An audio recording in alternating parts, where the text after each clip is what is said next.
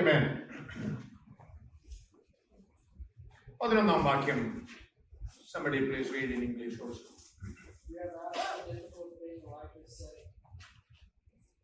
As they were walking along and talking together, suddenly a chariot of fire and horses of fire appeared and separated the two of them, and Elijah went up to heaven in a whirlwind.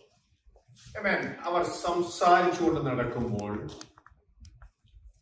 വായിക്കാം. As they were walking along and talking together, suddenly a chariot of fire and horses of fire appeared and separated the two of them. And Elijah went up to heaven in a whirlwind. രണ്ടുപേർ സംസാരിച്ചുകൊണ്ട് നടക്കുമ്പോൾ സംഭവിച്ച കാര്യമാണ് നാം ആ ഭാഗത്ത് കാണുന്നത്. You read here a scripture portion where these two people were talking to each other and something special happened. ഏത് സമയത്തും സംഭവിക്കാവുന്ന ഒരു കാര്യമാണ്. And it can happen at any time. ഏലിയാവും എലീശയും കൂടി യാത്ര ചെയ്യുമ്പോൾ അവർ സംസാരിച്ചു കൊണ്ട് പോകുമ്പോൾ പെട്ടെന്ന് ഏലിയാവ് പ്രത്യക്ഷമായി. As they two were going together, Elijah was taken up. ചില ആഴ്ചകൾക്ക് മുമ്പ് കർത്താവിന്റെ ദാസൻ ഈ ഭാഗത്തെ കുറിച്ച് സംസാരിച്ചു. We shared this scripture a few weeks ago in one of our prayer meetings. അന്ന് മുതൽ ഈ ഭാഗം ഞാൻ ധ്യാനിക്കുകയായിരുന്നു. And I've been meditating on this portion ever since. ഏലിയാവ് സ്വർഗത്തിലേക്ക് എടുത്തുകൊള്ളപ്പെടുന്നതിന് മുമ്പ് കടന്നുപോയ 4 സ്ഥലങ്ങളെ കുറിച്ച്, അനുഭവങ്ങളെ കുറിച്ച് ആ ഭാഗത്ത് നമ്മൾ വായിക്കുന്നു. We read 4 places and 4 different experiences that Elijah and Elisha went through. നാമും സ്വർഗത്തിലേക്ക് എടുത്തുകൊള്ളപ്പെടുന്നതിന് മുമ്പ് നാം കടന്നു പോകേണ്ട 4 സ്ഥലങ്ങളാണ് ഈ 4 ഭാഗങ്ങൾ. These 4 places can be a symbol of the places and experiences we all have to go through before we are taken up into heaven.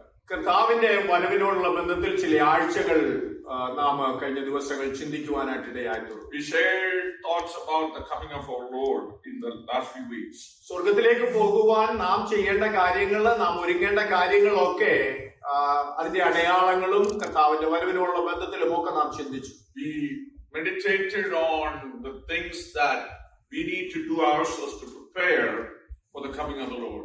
ഏലിയാവ് സ്വർഗത്തിലേക്ക് എടുക്കപ്പെടുന്നതിന് മുമ്പ് കടന്നുപോയ 4 സ്ഥലങ്ങൾ അതേതൊക്കെയാണ് ഇവിടെ പറഞ്ഞിരിക്കുന്ന വാക്കുകൾ?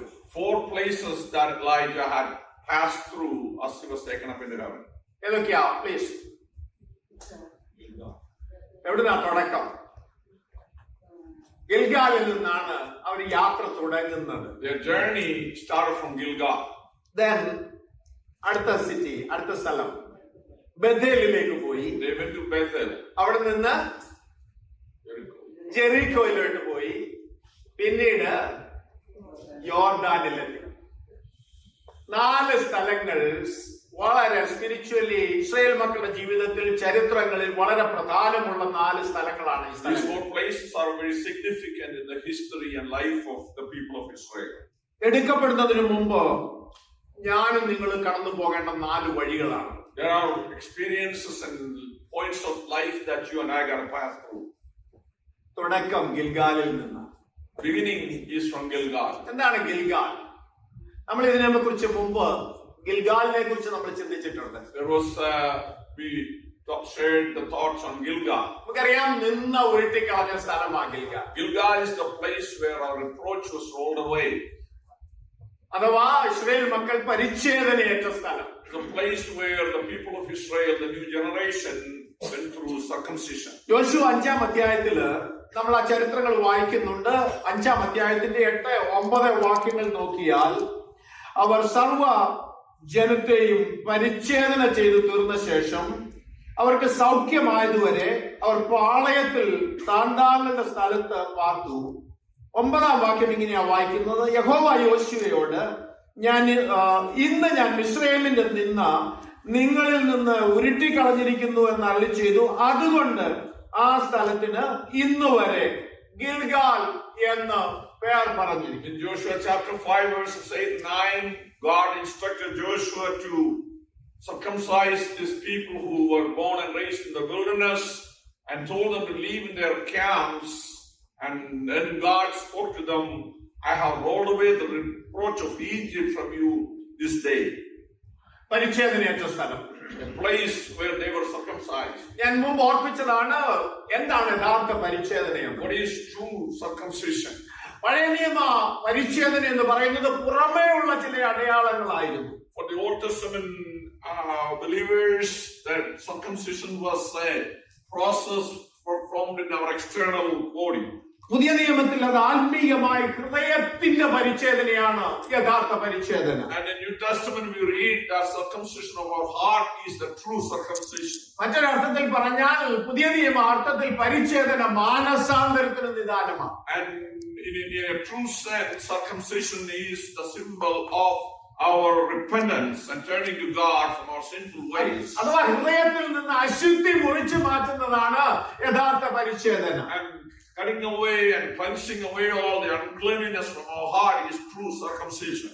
സ്വർഗത്തിൽ പോകുവാൻ ആഗ്രഹിക്കുന്നവർ ആദ്യം ചെയ്യേണ്ടത് പാപപങ്കുലമായ പഴയ മനുഷ്യനെ, ആ പഴയ ഹൃദയത്തെ, കല്ലായ കഠിനപ്പെട്ടു പോയ ഹൃദയത്തെ മാറ്റി ഒരു പുതിയ ഹൃദയം ദൈവത്തിൽ നിന്ന് പ്രാപിക്കുന്നതാണ് ഏറ്റവും പ്രധാനമായ ഒന്നാമത്തെ പടി എന്ന് പറയുന്നത്. First point and first step in our Christian life that if we are planning to go heavenward is that we confess and repent and remove all the uncleanness from our hearts and from our lives. യേശു പറഞ്ഞു, അല്ലല്ല,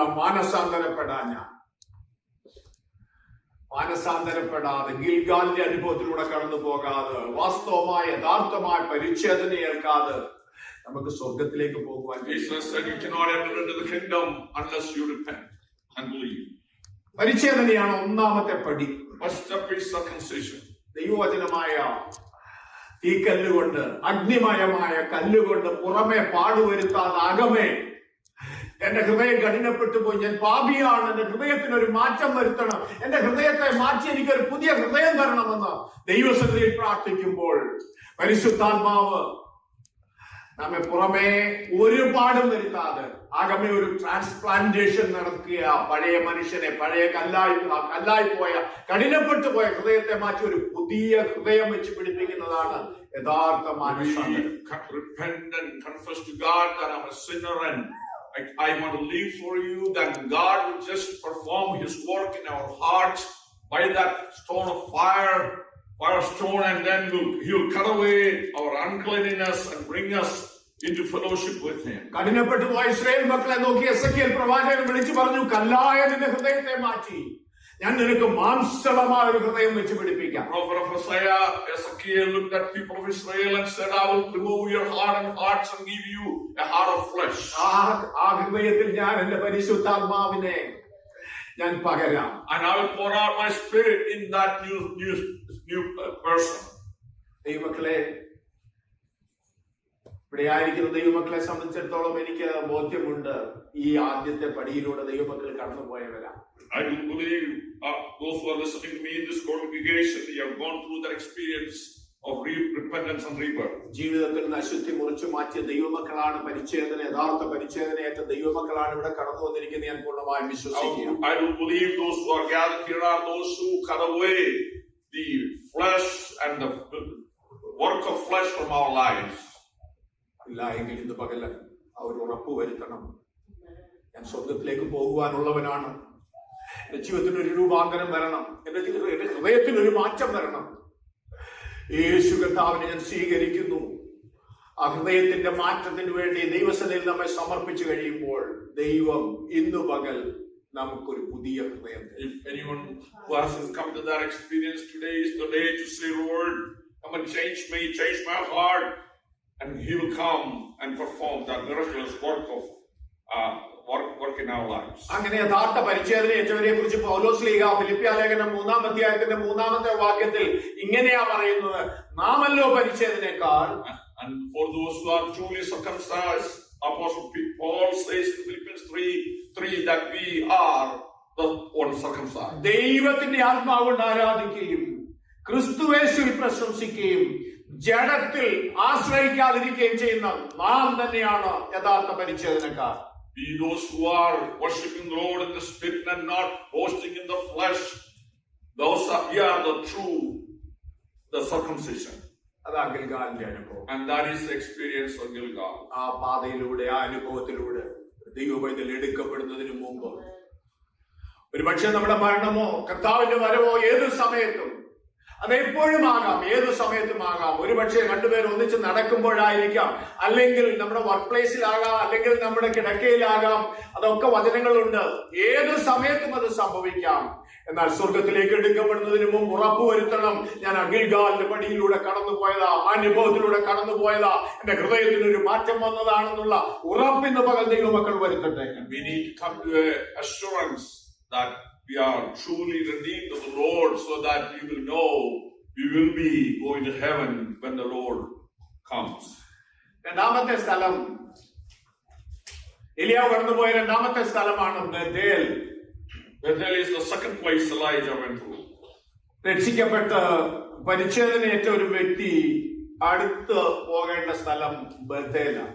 And a person who is truly born again and separate from the Lord, the next place for that person to go is Bethel. Bethel എന്ന വാക്കിന് house of God എന്നാണ് ആ വാക്കിന് അർത്ഥം. The meaning of the word Bethel is house of God. നാം അപ്പോസ്തല പ്രവൃത്തി 2:47 വായിക്കുന്നത്, കർത്താവ് രക്ഷിക്കപ്പെടുന്നവരെ ദിനംപ്രതി സഭയോട് ചേർത്തുകൊണ്ടിരുന്നു. In Acts chapter 2 verse 47, we read that Lord added people who were truly born in the kingdom of God. ദൈവസഭയ്ക്ക് നിഴലാണ് Bethel. Bethel is the shadow and symbol of the body of Christ. സഭ എന്ന് പറയുന്നത്, house of God എന്ന് പറയുന്നത് വെറും building അല്ല. House of God is not represented by a building. രക്ഷിക്കപ്പെട്ട ദൈവമക്കളുടെ കൂട്ടമാ സഭ. അവിടെയാ ദൈവത്തിന്റെ ആത്മാവ് വസിക്കുന്നത്. And church is the place where the redeemed people of God come together. And Jacob, when he had experienced the presence of God, and he said, "This is such an awesome place. This is nothing but the place of God, and this is where the gateway into heaven." രക്ഷിക്കപ്പെട്ടവരെ ദൈവം സഭയോട് ചേർത്തുകൊണ്ടിരുന്നു. ദൈവ സാന്നിധ്യമുള്ള ഇടം. നമുക്കറിയാം, ജീവിതയാത്രയില് യാതൊരു ലക്ഷ്യബോധവുമില്ലാതെ യാക്കോബ് ഇറങ്ങിത്തിരിച്ചതാ. And Jacob set out on his journey without any aim or a goal. എന്നാൽ രാത്രിയായി, ജീവിതത്തിൽ പ്രതീക്ഷകൾ നഷ്ടപ്പെട്ടു, ഇരുള് മൂടിയ അനുഭവം, ആരും സഹായത്തിനില്ലെന്ന് കരുതിയ നിമിഷങ്ങൾ, അവിടെ ദൈവം ഇറങ്ങി വന്നു. ദൈവത്തിന്റെ സാന്നിധ്യം അവിടെ നിറഞ്ഞു. And when he didn't know where to go, what to do, and who will help, but while he was sleeping there, he experienced the presence of God. യാക്കോബ് തിരിച്ചറിഞ്ഞു. And Jacob recognized that this is the presence of God and the place of God. ദൈവ സാന്നിധ്യം അടുത്തുണ്ടെങ്കിലും നമുക്ക് പലപ്പോഴും തിരിച്ചറിയാൻ കഴിയുന്നില്ല. Oftentimes you are able to recognize the presence of God in our lives. യാക്കോബ് തിരിച്ചറിഞ്ഞപ്പോൾ ഭയപ്പെട്ടു പോയി. And when Jacob recognized it, he was scared, afraid.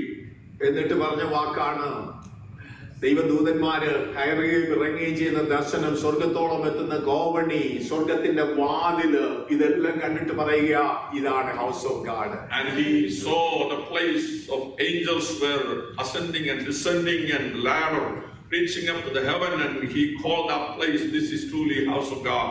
28-19 വാക്യങ്ങളിൽ നമുക്കറിയാം, യാക്കോബ് പെട്ടെന്ന് താൻ തലയിണയായി വെച്ചിരുന്ന കല്ല് നാട്ടി അതിൽ എണ്ണ ഒഴിച്ച്, ഓയിൽ ഒഴിച്ച് അവിടെ ഒരു അഭിഷേകത്തിന്റെ ശുശ്രൂഷ നടക്കുന്നു. And he took the stone on which he was sleeping, he posted it there and poured out oil and dedicated that place as a place of worship, place of offering.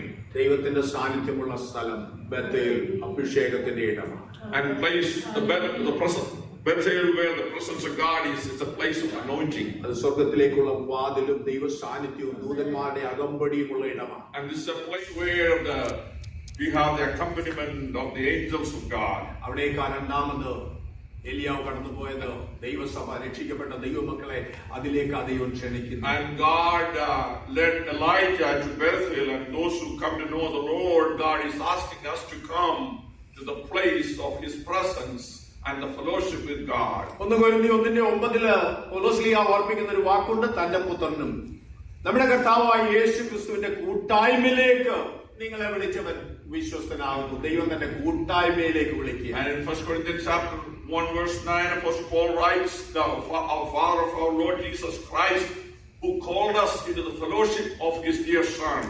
28:19 വാക്യത്തിൽ അവൻ ആ സ്ഥലത്തിന് ബഥേൽ എന്ന് പേരിട്ടു. And in Genesis 28:19 we read that Jacob named that place Bethel, ജീവിതത്തെ സമർപ്പിച്ച ഇടം, a place where he consecrated his life, ദൈവത്തോട് ഉടമ്പടി ചെയ്ത സ്ഥലം, a place where he entered into the covenant with God, ജീവിതത്തിന് പ്രതീക്ഷയും പ്രത്യാശയും ഉണ്ടായ ഇടം, a place where God gave him hope and expectation for life. ദൈവമക്കളെ കൂടി വരുമ്പോൾ നമ്മുടെ ജീവിതത്തിന് ഒരു രൂപാന്തരം, ഒരു കമ്മിറ്റ്മെന്റ്, ഒരു മാനസാന്തരം, ജീവിതത്തിന് ഒരു പ്രതീക്ഷ, ഒരു പ്രത്യാശ, ദൈവ സാന്നിധ്യം അറിഞ്ഞ് ദൈവത്തെ സ്തുതിക്കുന്ന ഒരിടമാ ദൈവസഭ എന്ന് പറയുന്നത്.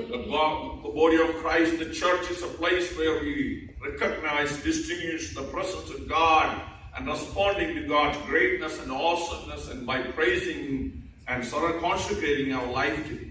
രണ്ടാമത്തെ ഇടമാണ് ഏലിയാവ് കടന്നുപോയ രണ്ടാമത്തെ ഇടം ബഥേലാണ്. Bethel is the second place Elijah passed through. അവൊക്കെ ഇന്ന് കടന്നു പോകുന്ന, നാം ഇന്ന് പകലായിരിക്കുന്ന ദൈവസഭ ബഥേലിന്റെ അനുഭവം പ്രാപിക്കട്ടെ, ദൈവ സാന്നിധ്യം തിരിച്ചറിയട്ടെ, ദൈവിക ദർശനം പ്രാപിക്കട്ടെ. ദൈവസഭ സ്വർഗത്തിലേക്കുള്ള വഴിയാണെന്ന്, കാരണം കർത്താവ് രക്ഷിക്കപ്പെടുന്നവരെ സഭയോട് ചേർത്തു, ദൈവസഭയെ ചേർക്കുവാനാണ് കർത്താവ് വരുന്നത്. And may we expect this morning that the place that we come is the place where the presence of God is, and recognize and respond to Him, and that is the body of Christ, because the Bible says He added those who got saved to the church.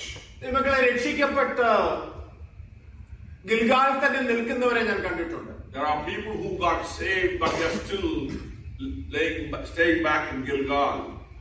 രക്ഷിക്കപ്പെട്ട് ഗിൽഗാൽ തന്നെ നിൽക്കാൻ encourage ചെയ്യുന്നവരെയും കണ്ടിട്ടുണ്ട്. And I've seen people encourage others to remain in Gilgal. എന്നാൽ അടുത്ത സ്റ്റെപ്പിലേക്ക് പോകണം, അടുത്ത അനുഭവത്തിലേക്ക് കടക്കണം. അത് ബഥേലിനാണ്. ബഥേലിന്റെ അനുഭവമാണ് ദൈവമക്കളുമായി, ദൈവസഭയുമായി, ദൈവവുമായുള്ള കൂട്ടായ്മ ബന്ധത്തിലേക്ക് കടന്നു വരണം. You got to come out of Gilgal and come into the fellowship of the saints of God, and come into the communion with His saints. അങ്ങനെയുള്ളവർ ദൈവസഭയോട് ചേർന്ന്, കർത്താവിനോട് ചേർന്ന് കൂട്ടായ്മ ആചരിച്ച് അപ്പം നുറുക്കി പ്രാർത്ഥന കഴിച്ച് പോകണമെന്ന് ദൈവം ആഗ്രഹിക്കുന്നു. And God desired that we come out of Gilgal and join God's people in giving our life in prayer, devotion, and yielding to the doctrine and teaching of the apostles. ഏലിയാവ് കടന്നുപോയ മൂന്നാമത്തെ സ്ഥലം ജെറിക്കോയാണ്. And third place Elijah passed through was Jericho. യോശുവ 6 നമുക്ക് ആ story കാണുവാൻ കഴിയുന്നുണ്ട്. And we see the story in Joshua chapter 6. കനാനിലേക്കുള്ള യാത്രയിൽ അവരുടെ മാർഗത്തിൽ തടസ്സമായി നിന്ന വലിയ കോട്ട ഉയർന്നു നിന്ന സ്ഥലമാണ്. Jericho is the place where a major obstacle, a big fortress stood in their way as they were trying to enter into the promised land. ദൈവസഭയോട് ചേർന്ന് നിന്ന് ആരാധിക്കുമ്പോഴും പ്രാർത്ഥിക്കുമ്പോഴും പലപ്പോഴും തടസ്സങ്ങൾ മുമ്പിൽ നിൽക്കുകയാണ്. And when we even coming together and praising and worshiping and trying to move forward, we encounter great walls that hinders our journey. നമ്മുടെ വാഗ്ദത്തത്തോട് അടുക്കുന്തോറും ശക്തമായ കോട്ടകളുമായി പിശാച് കെട്ടി ഉയർത്തുകയാ, അത് പ്രാപിക്കാൻ കഴിയത്തില്ലെന്ന് വാദിക്കുക. And as we come toward our goal, devil is just saying that I will not let you go. And as we come closer to our promises, we are hindered from moving forward and receiving those promises. എന്നാൽ Jericho ജയമെടുത്ത സ്ഥലമാണ്. And Jericho is the place where God's people won their victory. ആർക്കാണ് ജയം? വിശ്വാസത്താൽ ചുവടുവെച്ച ദൈവമക്കൾക്ക്. And victory belongs to those who take the step in faith. തടസ്സങ്ങളെ കണ്ട് അറച്ചു നിന്നവർക്കല്ല, പിന്മാറിപ്പോയവർക്കല്ല, മറിച്ച് വിശ്വാസത്താൽ ചുവടുവെച്ച് മുന്നോട്ട് പോയവര് വിടുതല കണ്ടു. അവരുടെ മുമ്പിൽ കോട്ടകൾ തകർന്നു. And not for those who stumble when they see their obstacles, but those who trust the Lord and move forward, they were the one to receive the promise. സ്വർഗീയ കനാലിലേക്ക് നോക്കി യാത്ര ചെയ്യുന്ന ദൈവമക്കളെ സംബന്ധിച്ചിടത്തോളം ഇന്ന് പകലും ചില തടസ്സങ്ങൾ മുമ്പിൽ നിൽപ്പുണ്ട്. എന്നാൽ വിശ്വാസത്താൽ അതിനെ ഇടിച്ചു നിരത്തുവാനുള്ള ദൈവകൃപ, ദൈവശക്തി ഇന്ന് പകൽ പ്രാപിച്ചെടുക്കണം. And as we journey forward to enter into the promise of God, we see obstacles and we need to win victory over those in our journey. Jericho നമ്മെ ഓർപ്പിക്കുന്നത് ക്രിസ്തീയ ജീവിതം എന്ന് പറയുന്നത് പട്ടുമത്തയല്ല, അതിൽ തടസ്സങ്ങളുണ്ട്, പിശാച് കോട്ടകൾ ഉയർത്തിക്കെട്ടിയിട്ടുണ്ട്. എന്നാൽ അത് കണ്ട് ഭയപ്പെടുവാനല്ല, ജയിച്ചു മുന്നേറുവാൻ ദൈവാത്മാവ് ഈ ജെറിക്കോ നമ്മെ ഓർപ്പിക്കുക. And Jericho reminds us of in our journey we face difficulties and fortresses that we cannot cross over. And God is asking us to trust and move forward in faith. എങ്ങനെ നമുക്ക് നമ്മുടെ മുമ്പിലുള്ള കോട്ടകളെ ഇടിച്ചു നിരത്താം? How can we destroy the walls and fortresses before us?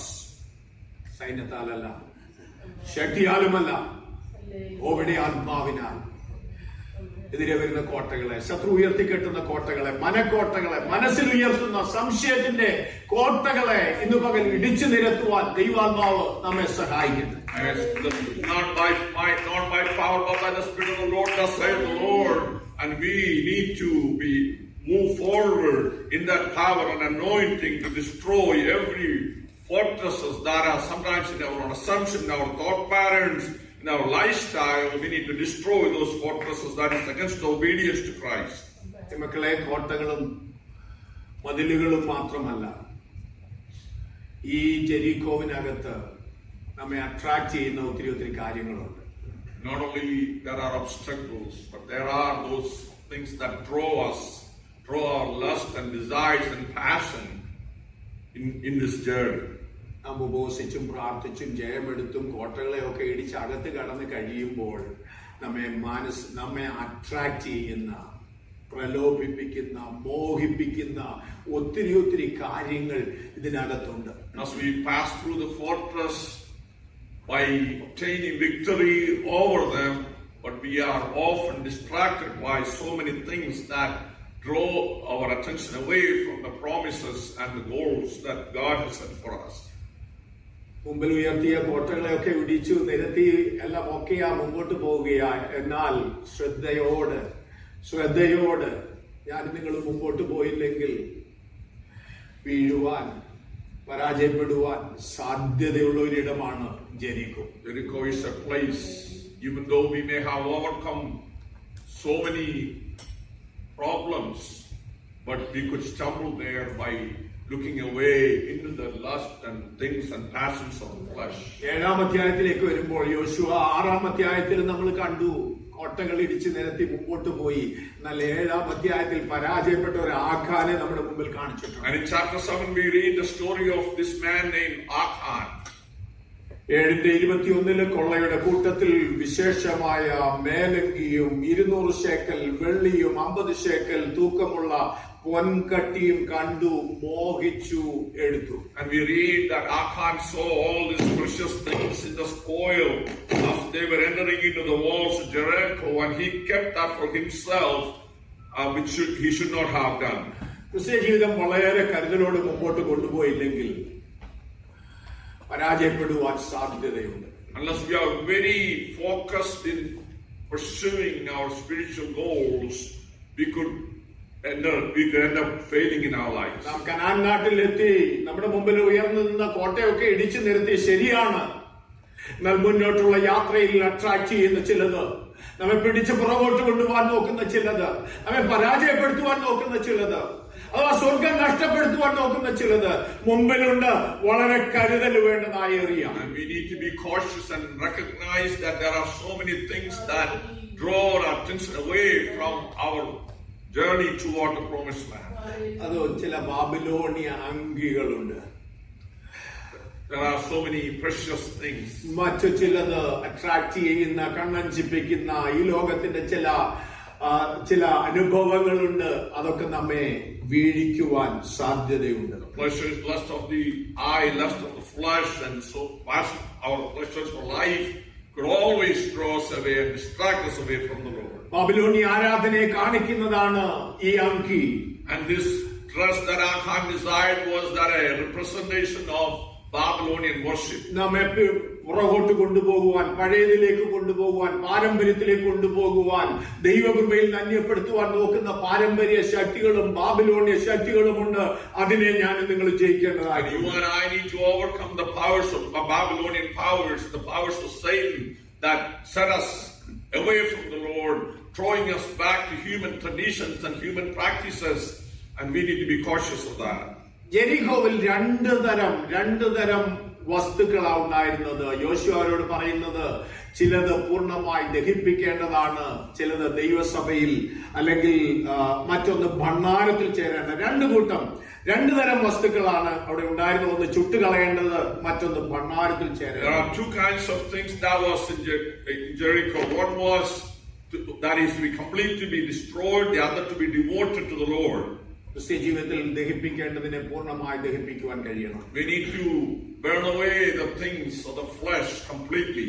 ശുദ്ധീകരണം കൂടാതെ ആരും കർത്താവിനെ കാണില്ല. No one will see the Lord without sanctification. ജഡമോഹം, കൺമോഹം, ജീവനത്തിന്റെ പ്രതാപം, ഇതിനെയെല്ലാം ഞാൻ നിങ്ങളും മരിപ്പിക്കേണ്ടതായി. And we need to put to death the lust of the flesh, lust of the eye, and pleasure of life. So Jericho നമ്മെ കാണിക്കുന്നത് ഒരു വിശുദ്ധ ജീവിതത്തെ കുറിച്ചാണ്. And Jericho shows us the need for a holy living.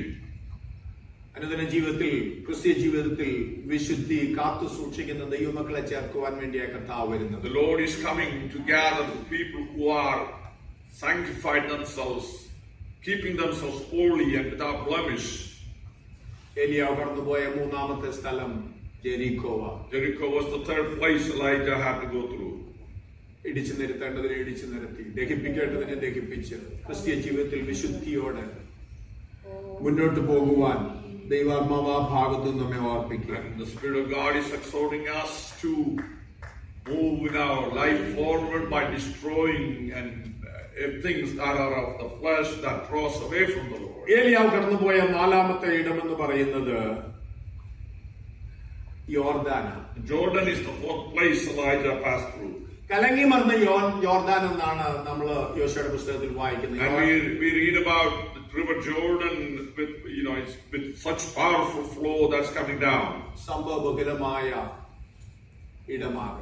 It's a place of a lot of things that happen.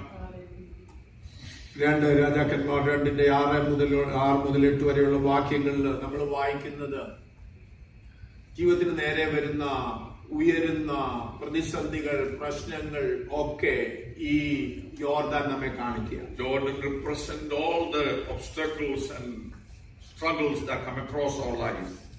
അതിനെ കണ്ട് അടയ്ക്കുവാനല്ല, വിശ്വാസത്താൽ പെട്ടകം ചുമക്കുന്ന ദൈവമക്കൾ, പുരോഹിതന്മാർ വിശ്വാസത്താൽ ചുവട് വെച്ച് മുന്നോട്ട് പോകുവാൻ ദൈവാത്മാവ് ആ ഭാഗത്ത് നിന്ന് ഓർപ്പിക്കുന്നു. That is, we are not supposed to be discouraged by this Jordan, but the priests of God who carry the ark of God on their shoulder, when they step into the water, this Jordan will stop. പ്രതികൂലങ്ങളെ ജയിച്ച് യോർദാനെ അക്കരെ കടന്ന് മുന്നോട്ട് പോകുന്ന ദൈവമക്കളെ ചേർക്കുവാൻ വേണ്ടിയാണ് കർത്താവ് വരുന്നത്. And the Lord is coming to gather His people who cross over the obstacles that they see before them. അന്ത്യം വരെ വിശ്വസ്തയോടെ ജീവിക്കുന്ന ഒരു ദൈവപൈതലിന് വേണ്ടി നമ്മുടെ കർത്താവ് വരും. Now the Lord is coming for the one who is waiting faithfully until death. ദൈവകൃപ പ്രാപിച്ച് തടസ്സങ്ങളെ അതിജീവിച്ച് അഭിഷേകത്താൽ മുന്നോട്ട് പോകുന്ന ഒരു ദൈവപൈതലിന് ഒന്നിനെ കുറിച്ചും ഭയപ്പെടുവാനായിട്ടില്ല. ഏത് സമയത്തും ദൈവം വിളിച്ചാൽ കടന്നു പോകുന്നതിന് നമുക്ക് ഭയപ്പെടേണ്ടതായിട്ടില്ല. When you live in the anointing and in the victory of the Lord, we are not afraid of death. We are not afraid of anything that we face us, because we are looking unto the Lord. ഇതുവരെ നാം ഏലിയാവ് ഈ 4 സ്ഥലങ്ങളെ കടന്ന് മുന്നോട്ട് ചെന്ന് ഏലിശയുമായി ഒന്നിച്ച് നടക്കുമ്പോൾ പെട്ടെന്ന് ദൈവം ഏലിയാവിനെ എടുത്തുകൊണ്ടു. As Elijah and Elisha were walking together, Elijah was caught up in the cloud. ഇതുവരെ ഏലിശ കണ്ടത് ഏലിയാവിൽ നടക്കുന്ന അത്ഭുതങ്ങളാണ്. And up until this point, Elisha witnessed the miracles taking place through the man of God Elijah. പലപ്പോഴും നമുക്കും പറയാനായിട്ടുള്ളത് ഞാൻ കണ്ടിട്ടുണ്ട്, ഇന്നാരിലും ഒക്കെ അത്ഭുതം നടക്കുന്നത് ഞാൻ കണ്ടിട്ടുണ്ട്. എന്നാൽ ജോർദാൻ നമ്മുടെ മുമ്പിൽ വരുമ്പോൾ ഞാൻ നിങ്ങളും എന്ത് ചെയ്യും? And we said we have witnesses miracles that was performed by others. But when I come face to face with Jordan, what will I do? How will I respond? എലീശയുടെ മുമ്പിൽ വന്ന ജോർദാൻ കാണുന്നത് മറ്റൊരു വ്യക്തിയുടെ സഹായത്തോടെയാണ്. And Elisha crossed this river Jordan with the help of another person. ഏലിയാവ് വിശ്വാസത്താൽ തന്റെ തോളിലുള്ളതായ പുതപ്പെടുത്ത് അടിക്കുമ്പോഴാണ് Jordan വിഭജിക്കപ്പെടുന്നത്, അഥവാ മറ്റുള്ളവരുടെ സഹായത്താൽ അക്കരെ കടന്നു. And it was by the mantle that Elisha had from Elijah, and he just struck the river Jordan, and then he was able to cross over. എന്നാൽ അതേ വിഷയം വ്യക്തിപരമായി താൻ ഫേസ് ചെയ്യുമ്പോൾ അവിടെയാണ് നമ്മുടെ ചോദ്യം. മറ്റുള്ളവരുടെ ജീവിതത്തിൽ കടന്നു വന്ന ചില ശോധനകൾ, വേദനകളൊക്കെ അവരുടെ ജീവിതത്തിൽ കടന്നു വന്നപ്പോഴൊക്കെ അവരുടെ ജീവിതത്തിൽ നടന്നതൊക്കെ നമ്മൾ കണ്ടു. എന്നാൽ ഞാനും നിങ്ങൾ ചില പ്രതിസന്ധികളും പ്രശ്നങ്ങളും തടസ്സങ്ങളും ഒക്കെ ഫേസ് ചെയ്യുമ്പോൾ ഞാനും നിങ്ങളും എങ്ങനെ അതിനെ അതിജീവിക്കും? And when we come across these things, how do we overcome those problems? അതിനുവേണ്ടി ഞാൻ ഇന്നുവരെ പ്രാപിച്ച കൃപ എനിക്ക് മതിയോ? Is that enough? All the grace that I have, is it enough for me to go through this place? മരണ ജോർദാന്റെ മുമ്പിൽ നിൽക്കുമ്പോൾ ഞാൻ ഇതുവരെ പ്രാപിച്ച കൃപ മതിയോ അതിനെ അതിജീവിക്കുവാൻ? Do I have enough grace to cross over this river, Jordan, river of death? എലീശ മനസ്സിലാക്കി എനിക്കത് പോരാ, എന്റെ മുമ്പിൽ ഒരു ശുശ്രൂഷയുണ്ട്, എനിക്ക് ചിലത് ചെയ്തെടുക്കേണ്ടതായിട്ടുണ്ട്. എനിക്ക് ദൈവത്തെ എതിരേൽക്കുന്നതിന് മുമ്പ്, ദൈവം എന്നെ എടുക്കുന്നതിന് മുമ്പ് എനിക്ക് ചിലത് ചെയ്യേണ്ടതായിട്ടുണ്ട്. അതിനിപ്പോഴുള്ള കൃപ പോരാ, എനിക്ക് അല്പം കൂടെ അധികം ഡബിൾ പോർഷൻ അനോയിന്റിങ് എനിക്ക് വേണം. അതിനുവേണ്ടി ദൈവമുഖത്തേക്ക് നോക്കുവാൻ എലീശ തയ്യാർ. Elisha was not satisfied enough just to have some blessing, but he said, I need to cross over all these difficulties. I need more blessing. I need more anointing. I need more power from the Lord. മക്കളെ, ഇന്ന് രാവിലെ ഞാൻ ഓർപ്പിക്കട്ടെ, രക്ഷിക്കപ്പെട്ട നാളുകൾ പ്രാപിച്ച കൃപ പോരാ ഇന്നത്തെ ചലഞ്ചസിനെ ഫേസ് ചെയ്യുവാൻ. All the grace that you had when you came to faith in the early years of life, that's not enough to overcome the struggles and difficulties and the challenges that you and I are facing in our daily walk with the Lord. 10 വർഷം 20 വർഷം 30 വർഷം മുമ്പ് പ്രാപിച്ച അഭിഷേകം പോരാ ഇന്ന് നിലനിൽക്കുവാൻ. Oh, it's not enough that you have an anointing that you had 20 years ago, 10 years ago. It's not enough to take you through the struggles and obstacles that you're going to face. അന്ന് നമ്മുടെ മുമ്പിൽ ഉയർത്തിയ എരിഹോ കോട്ടയല്ല ഇന്ന് നമ്മുടെ മുമ്പിൽ ഉയർന്നു നിൽക്കുന്നത്. It's not the same the fortress of Jericho devil is raising up, but it is new and things that we never seen or thought before. വളരെ ശക്തമായ കോട്ടകൾ ഓരോ ദിവസവും പിശാച് Devil ഉയർത്തിക്കൊണ്ടിരിക്കുന്നു. is raising up such big obstacles before our lives every day. ക്രിസ്തീയ ജീവിതത്തിൽ മുന്നോട്ട് പോകുവാൻ ആഗ്രഹിക്കുന്തോറും ശക്തമായ കോട്ടകള് പിശാച് കെട്ടി And ഉയർത്തിക്കൊണ്ടിരിക്കുന്നു. devil is building up such great walls before us that we cannot cross over. അതിനെ ജയിക്കുവാൻ ഈ സൺഡേ മോർണിംഗിലെ 2 മണിക്കൂർ കൊണ്ട് കഴിയത്തില്ല. And you are not going to be equipped with enough grace just by coming a couple of hours on a Sunday morning to church. കാത്തിരുന്ന് ദൈവകൃപയാറ്റെടുക്കുക. Wait upon the Lord and receive renew your strength. ഞാൻ ആ ഭാഗം ഇങ്ങനെ ധ്യാനിക്കുമ്പോൾ എന്റെ മനസ്സിൽ മരുഭൂമിയില് കടന്നുപോയ ഏലിയാവ് പറയുന്ന ഒരു വാക്കുണ്ട്, ഞാൻ എടുക്കപ്പെടുന്നത് നീ കാണുമെങ്കിൽ നിനക്കത് സംഭവിക്കും. And Elijah told Elisha when Elisha said what he wanted, Elijah responded and said, when I'm taken up, if you are able to see me, when I'm taken up, you will get what you're asking for. അത് പ്രാപിക്കാൻ കണ്ണു തുറന്നിരിക്കണം. And you need to keep your eyes open to receive that blessing. അവിടെ ചുഴലിക്കാറ്റിൽ എടുക്കപ്പെടുകയാ. മരുഭൂമിയിൽ ചുഴലിക്കാറ്റ് അടിക്കുമ്പോൾ കണ്ണു തുറന്നിരിക്കാൻ സാധാരണക്കാർക്ക് കഴിയത്തില്ല. And Elijah is taken up from this wilderness place in a whirlwind, and it's not easy for anyone to see things clearly with all the dust and all that is being raised up.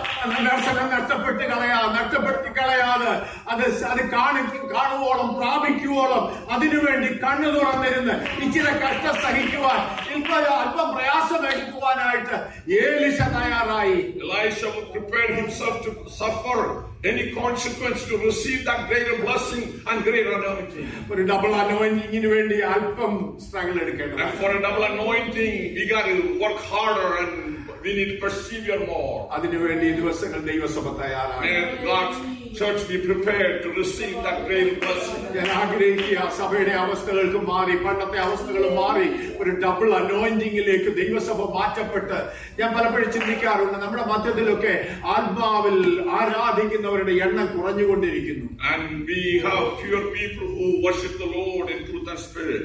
ഈ മക്കളെ ക്ഷണിച്ചു പോകരുത്. Oh, do not be weary. ഈ ദിവസങ്ങൾ കാത്തിരുന്ന അധികം ബലം Wait പ്രാപിക്കും. upon the Lord and renew your strength. നമുക്ക് അതിന്റെ ബലം ആവശ്യമാണ്. Oh, we need greater strength. പുത്തൻ ബലത്താൽ ദൈവം നമ്മെ നടത്തട്ടെ.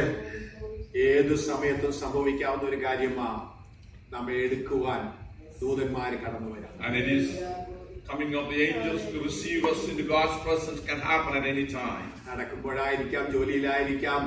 ഈ കാലഘട്ടത്തിൽ പ്രായഭേദം എന്നെ അലക്സ് ഓർപ്പിച്ചതുപോലെ ഒരുപാട് പെട്ടെന്ന് ലോകത്തിൽ നിന്ന് മാറ്റപ്പെട്ടുകൊണ്ടിരിക്കുക ഒരുപാട് പേർ. And it could happen any time, regardless if you are young or old.